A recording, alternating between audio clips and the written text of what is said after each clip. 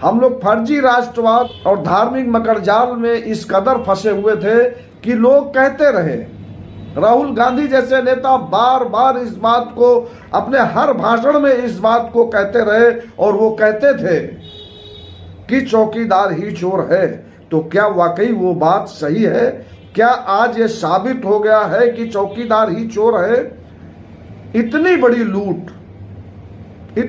लूट सत्ता के सहयोग के बिना हो नहीं सकती।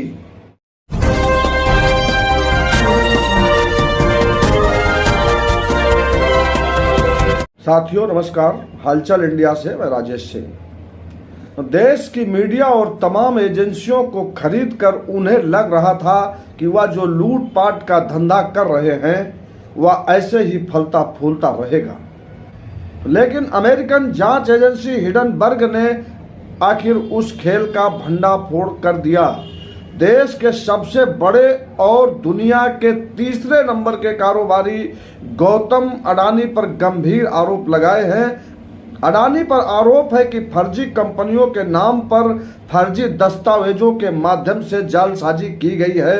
अपने शेयर ओवर एस्टीमेट करके ऊंचे दामों में बेचे गए हैं। इसमें LIC, SBI सहित तमाम सरकारी कंपनियों के नाम पर फर्जी दस्तावेजों के नाम पर जालसाजी की गई है। इसमें LIC, SBI सहित तमाम सरकारी कंपनियों और बैंकों का पैसा सरकार के इशारे पर लगवाया गया। अमेरिकी फाइनेंशियल रिसर्च फर्म हिंडनबर्ग के अडानी ग्रुप पर खुल्ला शेयरों में गड़बड़ी करने और अकाउंटिंग फ्रॉड में शामिल होने के आरोप लगाने के बाद अडानी देखते देखते दुनिया के उद्योगपतियों में तीसरे नंबर से 7वें नंबर पर पहुंच गए। सरकार ने आनन फानन में इस मामले की जांच के लिए एक कमेटी गठित की है। यह तो राजनीतिक मामला हुआ, लेकिन हम बात करेंगे आम आदमी पर इसका क्या असर पड़ने वाला है। तो आप जान लीजिए कि अडानी के साम्राज्य के डूबते हुए जहाज के साथ हम सब डूबने वाले हैं, क्योंकि LIC ने जो पैसा अडानी की तथाकथित कंपनियों में लगाया है या बतौर कर्ज दिया हुआ है, वह पैसा है किसका? यह सोचने वाली बात है कि वह पैसा है किसका। वह आपका पैसा है, आपकी अपनी गाढ़ी मेहनत की कमाई का पैसा है जो अब डूब जाएगा। इसमें कोई किंतु परंतु की गुंजाइश नहीं है। शेयर बाजार बैठ गया है तो बाजारों की हालत खस्ता हाल होने से कोई रोक नहीं सकता। ये होगा कि अडानी का जहाज डूबेगा, इसे कोई रोक नहीं सकता है।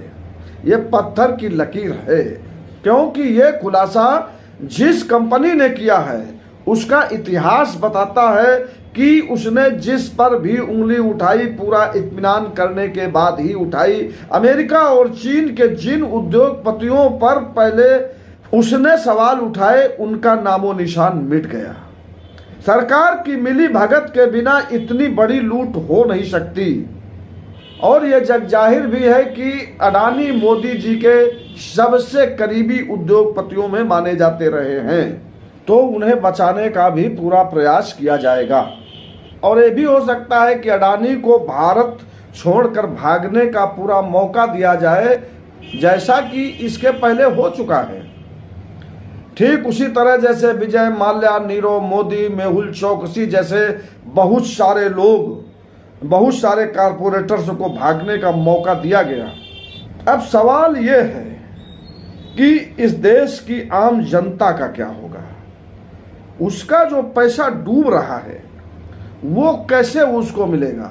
तो ये भयानक संकट है, और भयानक संकट की स्थिति में हम लोग खुद फंसे हैं। हम लोग फर्जी राष्ट्रवाद और धार्मिक मकड़जाल में इस कदर फंसे हुए थे कि लोग कहते रहे, राहुल गांधी जैसे नेता बार बार इस बात को अपने हर भाषण में इस बात को कहते रहे और वो कहते थे कि चौकीदार ही चोर है। तो क्या वाकई वो बात सही है? क्या आज ये साबित हो गया है कि चौकीदार ही चोर है? इतनी बड़ी लूट सत्ता के सहयोग के बिना हो नहीं सकती। तो आज के लिए बस इतना ही। और अधिक जानकारी के लिए अगर अभी तक आपने हमारे चैनल को सब्सक्राइब नहीं किया है तो बेल आइकन घंटी जैसी आकृति को दबाकर अभी सब्सक्राइब कर लें।